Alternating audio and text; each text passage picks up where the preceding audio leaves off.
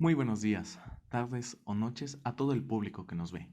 El día de hoy tocaremos el tema de los textos periodísticos. El equipo que hablará a continuación está integrado por Estrada Chávez Miguel Ángel, Estrella Cruz Ángel Jesús, Iniesta Reyes Luis Alberto, Ruiz Martínez Luis Gabriel, Zavala Olvera Daniel Cuauhtémoc y su servidor, Tapian Rubio Irvin Axel. Para iniciar les hablaré acerca de qué es el texto periodístico. Este es un escrito sobre eventos y hechos del presente. Sirve para informar y actualizar a todos los lectores sobre su entorno.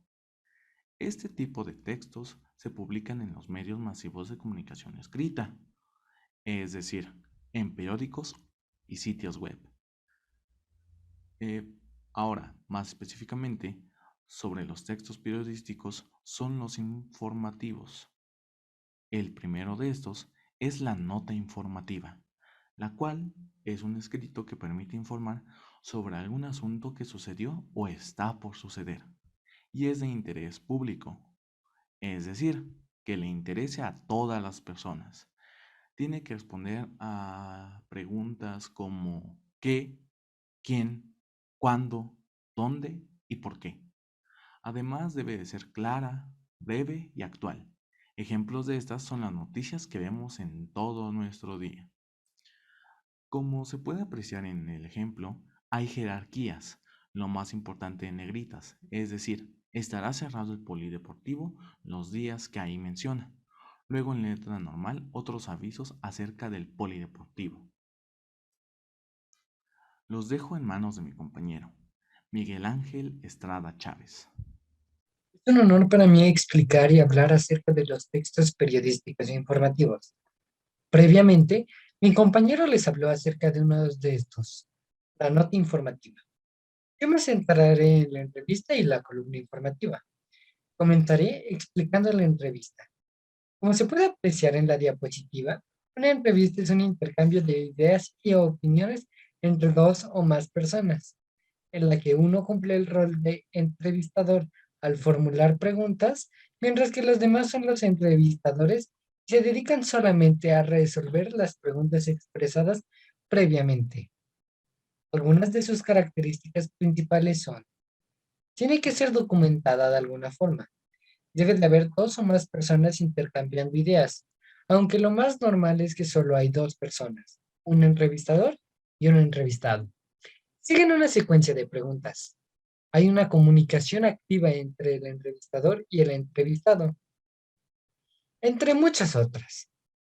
La entrevista que se puede observar en la diapositiva habla acerca del reciclaje. Es una entrevista planteada hacia Ruth Lorenzo.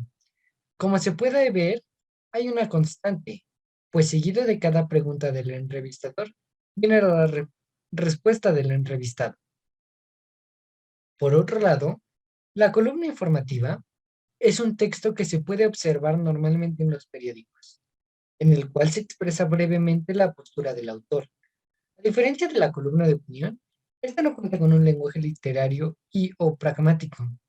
Se puede reconocer debido a que presenta ciertas características, como que habla de temas de actualidad, presenta un formato distinto al resto del texto y cuenta con un estilo, un estilo uniforme.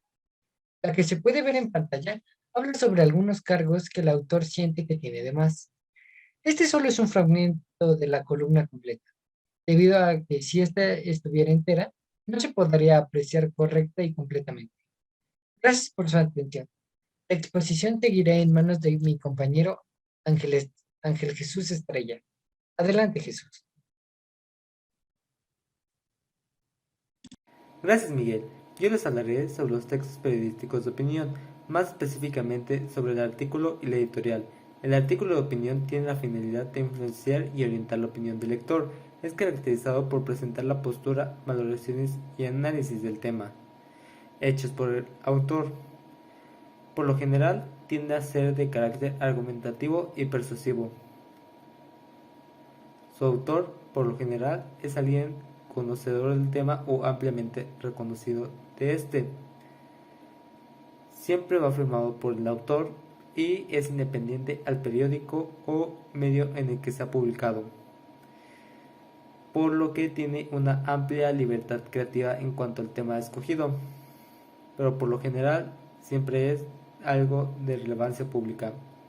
Por otro lado, la editorial también trata sobre temas de interés general y ofrece una postura sobre el tema, pero al contrario del artículo de opinión, esta está altamente influenciada por el periódico o medio de publicación, ya que por lo general el encargado de crearla es el director de redacción, por lo que no representa su opinión propia, sino la del periódico o medio de publicación, por lo cual también tiene una menor libertad creativa en cuanto a temas seleccionados y por lo general solo se limita a temas de interés público. Sin más que decir sobre esos temas, los dejo con mi compañero Luis, que estoy seguro que les dará más información sobre diferentes e interesantes textos periodísticos. Muchas gracias, Ángel. Ahora yo les explicaré los otros dos textos restantes sobre estos textos de opinión, o sea, la columna de opinión y la crítica. La columna de opinión es un artículo de prensa escrito y a veces firmado que se renueva cada cierto tiempo en un diario o revista, ofreciendo una opinión o punto de vista sobre un tema de actualidad o una disquisición por parte del mismo autor. La columna puede ser de aparición diaria, semanal, quincenal o mensual. Si no se repite, se llama comentario, y si se refleja la posición oficial del medio de comunicación y no viene firmado, se llama editorial. Un ejemplo serían aquellas secciones de los periódicos o algunos sitios web dedicados a estas columnas de opinión. Por otro lado, la crítica periodística es un artículo firmado que se enmarca en el género de opinión, en el que se expresa un juicio razonado de valor sobre cualquier producción en el terreno del arte y la cultura en general. Aunque es un texto en el que prima fundamentalmente la opinión, ha de incluir a su vez información al margen del comportamiento emitido por el crítico.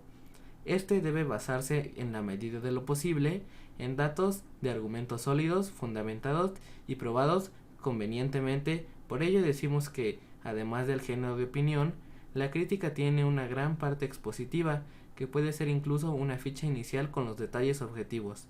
Las críticas o reseñas a películas o libros son un gran ejemplo de estos. Ahora mi compañero Gabriel seguirá con la exposición. Gracias, Alberto. Ahora yo hablaré sobre la caricatura y el epigrama.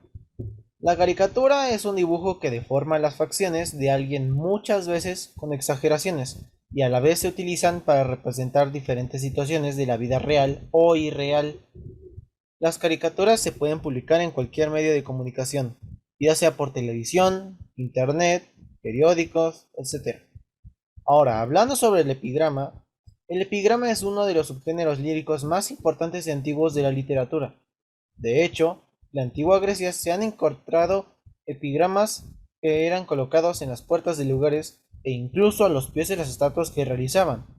En este momento el epigrama tenía la función de conmemorar un hecho o la vida de una persona o figura de gran importancia social o política. De esta manera se podría mantener vivo a través del epigrama.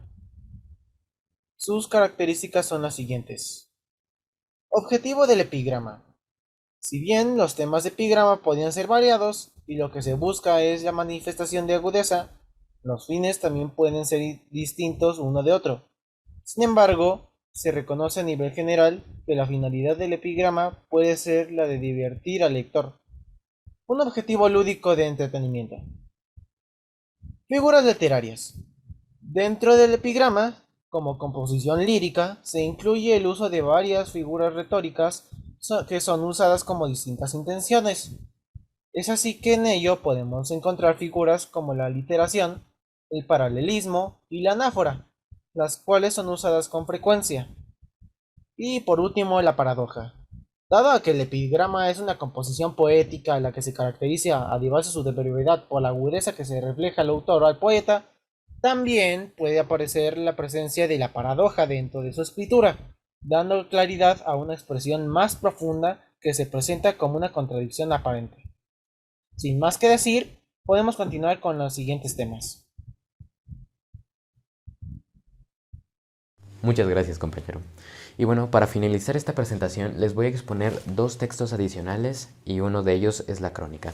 La crónica es la denominación de un género literario que consiste en la recopilación de hechos históricos narrados en orden cronológico según sus tiempos, que tiene como característica el uso de figuras retóricas y puede entretener a cierto público.